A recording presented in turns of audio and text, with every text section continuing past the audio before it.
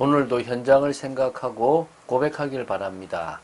주는 그리스도시요 살아계신 하나님의 아들이십니다. 이 고백이 왜 중요하냐? 우리의 인생에 주님께서 다 해결해 놓으셨습니다. 우리가 원하는 해결은 아니지만 이미 우리 앞에 문제라고 생각되는 것, 우리 앞에 고통이라 생각되는 것, 우리 앞에 절망이라 생각되는 것은 이미 주님이 다 끝내 놓으셨습니다. 우리가 사망의 음침한 골짜기를 다닌다고 하더라도 해를 두려워하지 않을 것은 주께서 우리와 함께 하심입니다. 주님이 우리의 하나님이 되시고 주님이 우리의 주관자가 되시고 주님이 우리를 통하여 당신의 언약을 이루심을 믿고 오늘도 우리의 모든 삶에 주님이 끝내셨음을 고백하는 그 속에 속지 않겠다는 참된 고백을 하는 여러분 되시기를 주 예수 그리스도 이름으로 축원드립니다. 사사기 14장 10절부터 20절 말씀을 보도록 하겠습니다. 사사기 14장 10절부터 20절 말씀은 어떤 내용이냐면 7일 동안 삼손의 결혼잔치가 진행됩니다. 그 진행되는 동안에 있었던 내용들이 나옵니다. 이때 삼손이 그곳에서 사귄 블레셋 친구들 30명과 수수께끼 내기를 하게 됩니다. 이것 때문에 사실은 결혼은 파혼으로, 파국으로 이어지게 되고요. 이걸 일부러 삼손이 노린 건지 아니면은 또 다른 것들이 있었는지는 잘 모르겠는데 어쨌든 궁극적으로 틈을 찾기 위한 부분에서는 성공했다고 볼 수 있지만 하나님의 방법이었을지에 대한 것은 좀 고민을 해볼 필요가 있을 것 같습니다. 우리가 좀 보면서 그 일을 좀 하겠는데요. 18절부터 20절 말씀을 합독하고 나서 우리가 보도록 하겠습니다. 다 같이 사사기 14장 18절부터 20절을 합독하겠습니다. 일곱째 날 해 지기 전에 성읍 사람들이 삼손에게 이르되 무엇이 꿀보다 달겠으며 무엇이 사자보다 강하겠느냐 한지라. 삼손이 그들에게 이르되 너희가 내 암송아지로 밭 갈지 아니하였더라면 내 수수께끼를 능히 풀지 못하였으리라 하니라. 여호와 영이 삼손에게 갑자기 임하심에 삼손이 아스글론에 내려가서 그곳 사람 30명을 쳐 죽이고 노략하여 수수께끼 푼 자들에게 옷을 주고 심히 노하여 그의 아버지의 집으로 올라갔고 삼손의 아내는 삼손의 친구였던 그의 친구에게 준 바 되었더라. 자, 먼저 10절부터 제가 보겠습니다. 삼손의 아버지가 삼손의 결혼식을 위해서 딥나로 내려갔습니다. 그렇게 간 이유는 그의 결혼식이 이스라엘의 풍습을 따른 것이 아니고 블레셋의 풍습을 따른 것을 지금 보여주고 있습니다. 왜냐하면 이스라엘의 사람들은 자녀의 결혼식을 위해서 신랑의 부모가 신부의 부모에게 결혼 지참금을 지불한 후에 대개 신부를 데려와서 결혼식을 올리는 신랑 집에 와서 결혼식을 올립니다. 근데 지금은 블레셋 풍습을 따라서 신부의 집에서 지금 결혼식을 하고 있기 때문에 그래서 이 삼손의 부모가 끝까지 반대를 못하고 허락했다는 것을 알 수 있겠죠. 이 삼손은 이 하나님의 언약 백성으로서 마땅히 행해야 할 하나님이 지정하신 삶의 방식인 율법의 행위를 따라가지 않고 이방인의 풍습을 따라가는 어리석은 모습을 지금 보이고 있습니다. 오늘날 우리도 세상의 풍속을 너무나 많이 쫓아가고 있는 모습들이 있는데요. 이 세대를 본받지 말고 오직 마음을 새롭게 함으로 변화를 받아 하나님의 선하시고 기뻐하시고 온전하신 뜻이 무엇인지 분별하는, 그래서 하나님 자녀로서의 성숙된 삶을 살아가는 것이 중요합니다.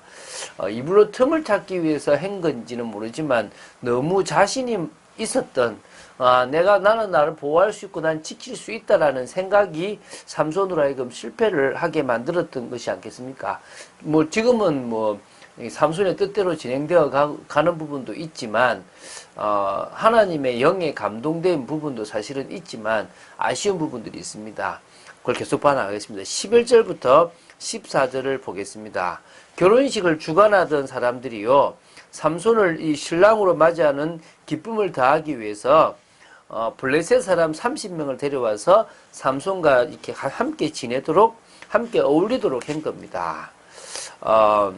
물론 이게 나중에는 비참한 결과를 초래하기도 했는데요. 이 삼손은 이때 흥을 돋구기 위함이었는지 틈을 찾기 위함이었는지는 모르겠지만 수수께끼를 냅니다. 7일 동안에 맞추면 배옷 30벌과 겉옷 30벌을 주겠다고 하고 만약 맞추지 못하면 너희들이 벌칙으로 내라고 합니다.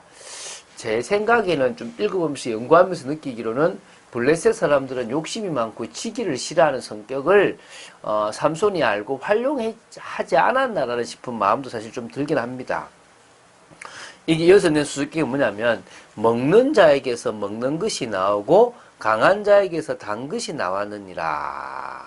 이게 지금 그 사자의 그 뼈에서 벌이 그 꿀을 만들어내는 그 부분에 대한 이야기를 지금 하고 있는 건데요. 이 수수께끼는 삼손이 혼자 개인적으로 체험한 거기 때문에 대부분의 사람들은 일반인들은 알 수가 없는 겁니다. 이거를 이제 3일 동안 풀지 못했다고 했는데요. 15절부터 17절을 보면 아마 이제 그들은 처음부터 삼손의 아내를 심하게 이렇게 아내에게 이제 협박을 이제 심하게는 아니지만 협박해서 야 빨리 알아내라고 했겠죠. 근데 3일 되도록 풀지 못하니까 이제 4일째부터는 아마 강하게 협박을 했을 수도 있을 것입니다. 그 협박 내용을 보면 좀 심각합니다. 너와 내 아버지의 집을 불사르겠다. 너희가 우리의 소유를 빼앗고자 하여 우리를 청한 것이 아니냐. 그렇지 아니하냐라고 하면서 협박을 하니까 그 협박을 이길 수 없었던 삼손의 아내가 그 답을 알려달라고 울면서 아주 강요했을 것입니다. 그래서 삼손은 이제 7일째 되는 날에 그 답을 이제 알려줬다라고 보면 되겠죠. 그래서 이제 그것이 그 답이 블레셋 사람들에게 이제 알려지게 된 거겠죠. 이제 18절부터 20절 마무리를 짓겠습니다. 이제 그 답을 말해야 할 그때에 성읍의 사람들이 아주 웃으면서 여유있게 말하지 않았겠습니까? 무엇이 꿀보다 달겠으며 무엇이 사자보다 강하겠느냐라는 이야기를 하게 됩니다. 뭐 삼손은 당연히 그래서 너희들이 내 암송아지로 밭을 갈지 않았다면 이거 못 풀었을 것이다. 너희들이 내 아내를 협박해서 했다라는 것이죠. 이제 화가 났죠. 그래서 이제 삼손은 여호와 영에 이렇게 감동이 되어져서 아스글론으로 갑니다. 아스글론이 어디냐 그러면요. 이게 바로 이제 여기 보면 어디냐면 좀 딥나에서 남서쪽으로 40km 더 들어가야 되는 겁니다. 지중해 해안에 위치한 이 블레셋 땅 중에서 가장 깊숙한 곳에 있는 곳입니다. 해안 도시로부터 무역이 이렇게 성행하여서 이렇게 산물이 풍부했기 때문에 이곳에는 뭐이 많았다는 겁니다. 그래서 노략의 대상으로 삼고 갔다고 보는데요. 단신으로 저 블레셋의 심장부까지 들어가서 30명을 죽이고 그 배옷과 이제 겉옷을 가지고 올 정도로 대담한 거죠. 가서 30명을 죽이고 했단 말입니다. 그리고 이제 화가 나서 자기 집으로 올라갔습니다. 자기 집으로 올라가니까 장인이 우리 나의 딸을 사랑하지 않고 버렸구나 싶어서 30명 중에 한 명인 그 친구에게 딸을 줘버리는 겁니다. 뭐 사실 파혼 절차도 거치지 않았는데 이 블레셋의 성향들을 좀 알 수가 있겠죠, 그죠? 결국 이것 때문에 나중에 또 심각한 문제가 됩니다. 자, 삼손은 어디까지 생각하고 지금 이런 일을 하고 있는지 잘 모르겠습니다. 이미 삼손은 30개의 그 겉옷과 배옷을 주지 않을 거라는 것을 알았고, 그래서 자기는 30명을 죽여서 그것을 통해서 이스라엘에 있는 것을 이렇게 30개 줄 마음은 아마 없었을 것입니다. 그곳에서 정당한 방법으로 명분을 찾아서 이기려고 했을 겁니다. 그러나 과연 이것이 하나님이 원하셨던 방법인지는 모르겠습니다. 그러나 하나님은 그의 방법이 옳든 옳지 않든 그들에게 성령의 역사도 허락하셨다는 부분도 사실은 있기 때문에 이 부분이 맞을 수도 있을 겁니다. 그러나 이제 뒤에는 이것 때문에 속은 부분도 있어서 사실은 정확하게 이 부분이 하나님의 뜻이었다 아니었다라는 것을 우리가 쉽게 판단할 수 있는 부분은 아니라고 봅니다. 단지 우리는 하나님의 자녀다운 삶과 그리고 정말 하나님의 역사 속에서 진행되는 인도를 받을 점이 있습니다. 우리에게 너무나 많은 일들이 있습니다. 무조건 다 손해보고 살아가는 것도 아닙니다. 저도 그렇게 살지 않습니다. 저는 어떨 때는요, 이익을 챙기기도 합니다. 그런 부분에 대해서 우리가 너무 완벽하게 막 다 손해보고 다 받아들이고 살아라 이런 말은 아닙니다. 그러나 우리가 어떤 중심으로 우리가 살아가는지, 이익을 위해서 살아가는 건지, 언약을 위해서 살아가는 건지, 또 우리 자신은 성령의 역사가 아니면 늘 넘어질 수밖에 없는 존재라는 것을 아는 것도 필요하겠죠. 자, 지금 특별한 사역에 대해서 이야기를 계속합니다. 우리는 교회는 일반적이지만 제자로 서고 제자가 제자를 세워나가고 세계복음화라는 그 언약을 성취해 나가는데 중요한 일을 하는 것이 필요합니다. 우리가 다음 주에는 바울의 사역 중심에 대해서 볼 것인데요. 바울은 일평생을 제자로서 제자를 세워나가고 세계복음화의 언약을 성취한 일에 살아나갔습니다. 특별한 사역에 전생을 드렸다고 볼 수 있겠죠. 각자에게 하나님은 특별한 사역, 하나님이 원하시는 일에 생을 거는 사역을 원하십니다. 그래서 세상을 바꾸고 하나님의 나라를 이루는 축복된 삶을 원하시는 것입니다.